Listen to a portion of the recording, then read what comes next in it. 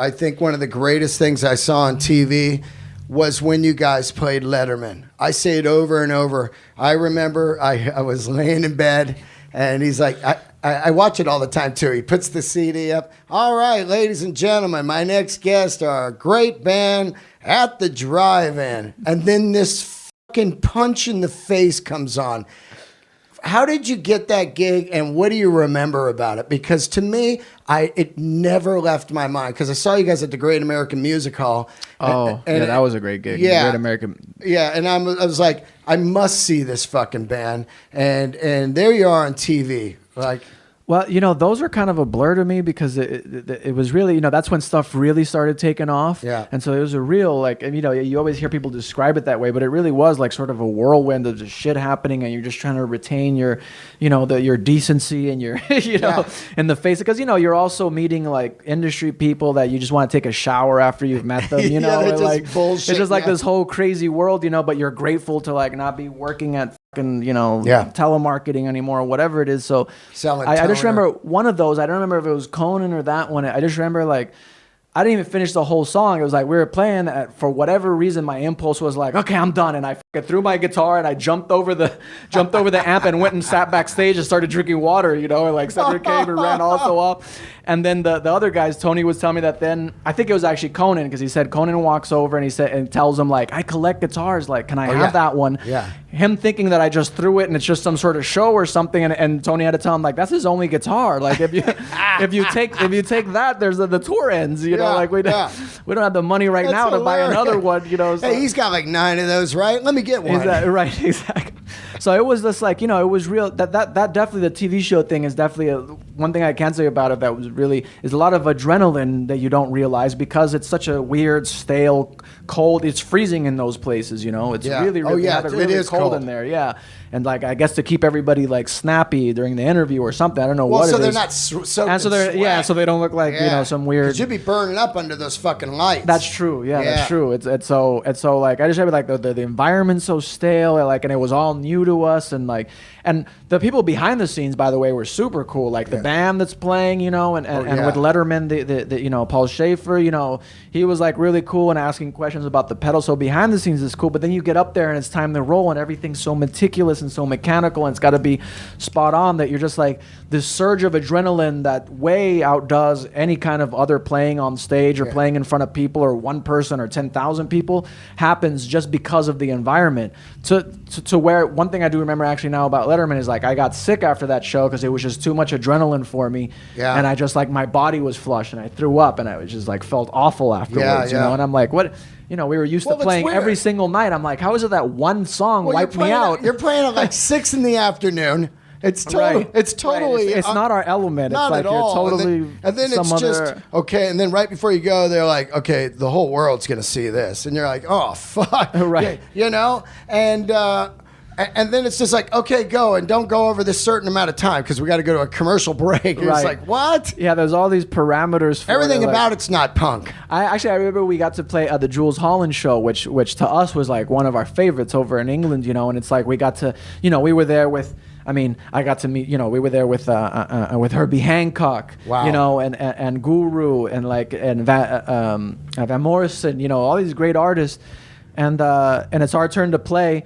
And like the first note, I hit my guitar, it goes out of tune, and then my strap lock breaks, and the guitar falls on the ground. And so I just pick up a tambourine, and I'm like, all right. All of a sudden, you're Brian Jonestown Massacre. And the tambourine exactly. Guy. I'm like, all right, I'm the tambourine guy now. Like, what am I gonna do? Now, you guys are super radical on stage. Are you like that on this tour because you're older now? And it's different. It's different, and so like. Because again, it was never a put on. Yeah. Like we were that way because you had so much young energy, you had so much testosterone, all sorts of things running through your body, it's so much kick out anger. The jams, motherfucker. Yeah, you're just fucking angry, you're fighting all the elements, and you have a lot of like nervous energy and a lot of adrenaline. I remember I think of it now and I'm like, how did I not break my neck? I used to like run up the speakers, up the PA columns and be at the top and jump off and still be playing, and like I couldn't do that now, and I obviously still feel the music. I feel it in a different way now and have a different sort of thing that happens that takes over. but it's a very natural thing, and so I always figure I go with that, and I'm not trying to recreate anything that I might have been feeling in the past. I just let my spirit do what it wants to do, because and you also want to be able to play tomorrow. Exactly. Your body really does start to deteriorate. Like, I ride a motorcycle for 32 years, and now I think about like, oh, I rode to San Fran, and I get off, I go, oh God, I'm ready to go to bed. Where before I'd just burn up to SF, right? Then keep going. Oh, I'm going to ride up to the Redwoods, like it's nothing. No, it's the same thing. We used to be able to play 2-3 shows in one day, stay up all night smoking coke. Yeah. Like, go to 6 a.m, sleep in the van, do it again. Yeah. You know what I mean? And Totally. now it's like, the me of then, if you could see this person now, it would be funny, like, okay, I need the water. No, not the filtered stuff. I need the, real, I need spring water. I need to get my sleep. Jesus, it's already 1. I got to get back to the hotel. Like, That's true. I was like, where's my protein? Where am I getting? I need more broccoli. That's crazy how bad you will abuse your body in the younger days. I just think like, well, yeah, one time I stayed up 7 days.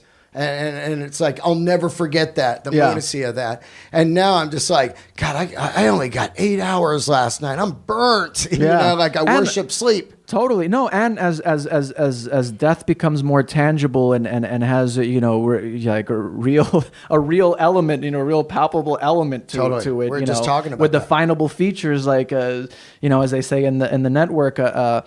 Then you're like, you start to stuff you took for granted before. You're like, oh, okay.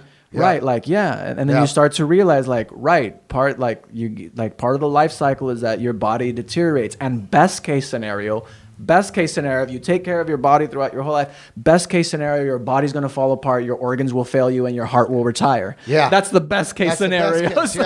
Yeah, it just takes you quick, right. Instead of the creeper. Yeah, so you just, then you start to like really appreciate the fact that you get to like, walk around in this thing, and that it gets to, it's scary, and, right? and to not be in pain. Also, that's another thing, is like when you do have these types of pains, like an accident, like you're saying, like anything where you're close to death, you go like, oh, now I'm really grateful, like when I'm not in, when I don't have that pain, when I'm not recovering from the accident, when I'm not, the same way that you feel better once you finally overcome a cold. Something as simple as that. It's weird when it happens too. All of a sudden you just feel better. You go, God, that feeling like shit, man. Imagine like really being terminally ill. Yeah. I think of these people who are bedridden, who still accomplish, George Orwell, or Flannery O'Connor, and she was in her 20s, when she wrote Wise Blood, and she's like, has this crippling. So just I think of that. I'm like, man, how resilient the human mind and the human body can be. Yeah. But I am grateful that I can run from here to whatever, to the beach if I feel like it. Yeah, absolutely.